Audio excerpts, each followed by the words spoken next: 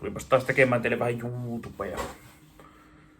Respect Robot toi mulle taas tulia sieltä tuolta Japanista ja taas tuli tämmösiä oikein raikkaan näköisiä. Tää on tämmönen maapähkinä ja tonnikala lastu sekoitus.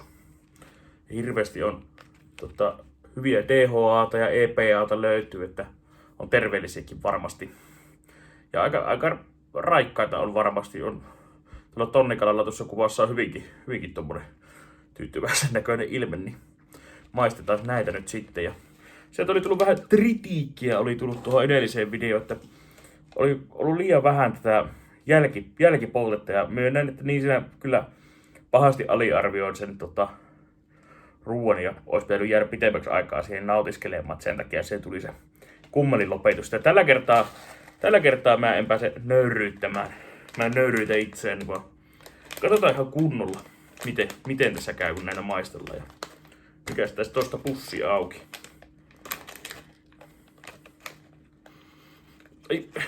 Vähän semmonen. Siis mä kattelin, että onko tää niinku akvaariokalalle tarkoitettua ruokaa. Kun tässä kalaa syö näitä lastuja, niin tää tuoksuu ihan siis tämmöiselle niinku kalalastulle. Siis niinku sille lastulle, mitä akvaariokalalle syötetään, että ei kovin hyvälle.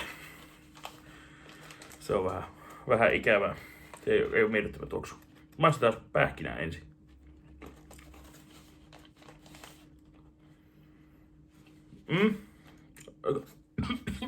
Aika...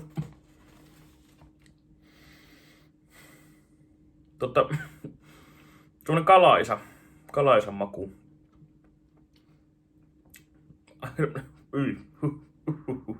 Ei ollut tulinen, mutta hyvin semmonen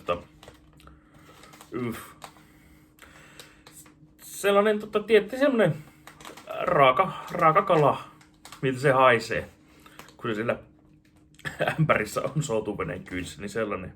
Sitten tää tonnikalalastua.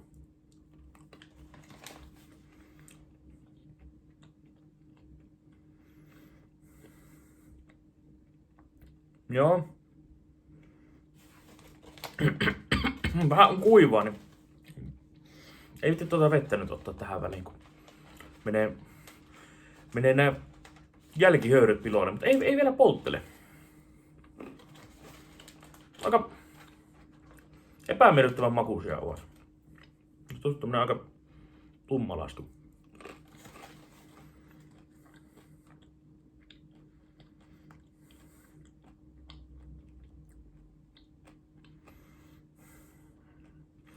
Eivät kyllä oo. Pääse ihan kuvan mukaisiin oikeuksinsa. Ainakaan vielä. Olisi vähän lisää.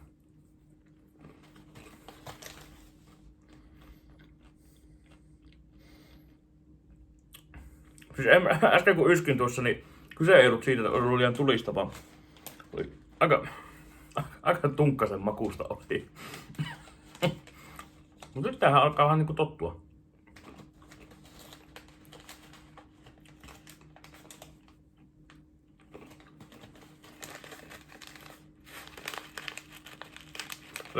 Yksi tähän videolle, että se on oikeesti näitä lastuja, eikä käy pistää toisesta pussista kuvaa alta.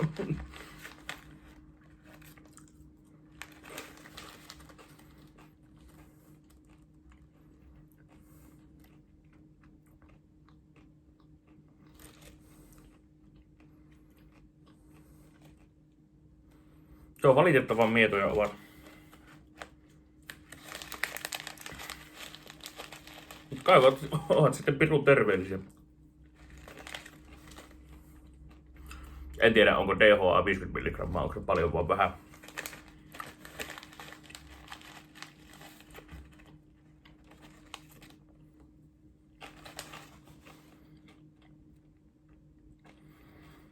Joo, vähän on nyt tämmönen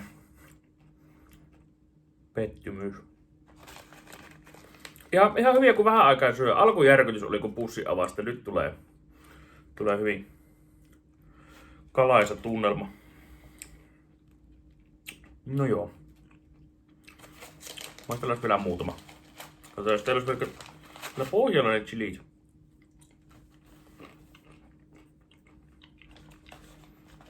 Se on vähän kontenttia.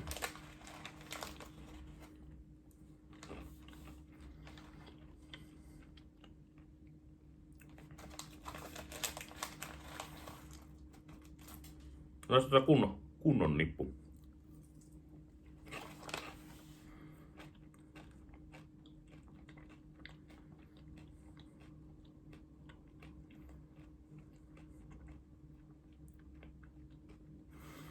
Joo, ei se nyt oikein.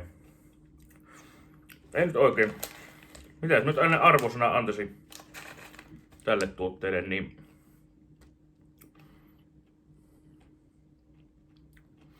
ehkä 1,5 kautta 5, 2 kautta 5 tämän tyyppistä. Että, siis ei nää pahoja oo. Niinku aluksi on vähän haasteellinen. Jos semmonen, mulle tulee hyvin herkästi, kun haistaa joku raakan kala jossain, niin tulee semmonen kakoaminen. Videon alusta huomattiin. Mut sit kun näitä rupee vetelemään tässä, niin kyllähän sitten menee. Menee ihan, mutta ei näitä mitään maukkaita oo. Vähän chiliisiä, siis kyllä nyt vähän polttaa. Mutta silleen hyvin mietoja. Paljon parempia oli se toi mulle kanssa sellaisia mustia sipsejä. Semmoisia Pringles-purkin, mitkä oli semmoisia jotain habanero-hommia, Miljoonaskoville ja hirveän kauheasti kaikkia. Niin ne oli kun niitä pitempään söin, niin rupesi ihan silleen Ja ne nuudelit viime kerralla oli oikeasti tosi pahoja. Että se video ei tehnyt oikeutta niille.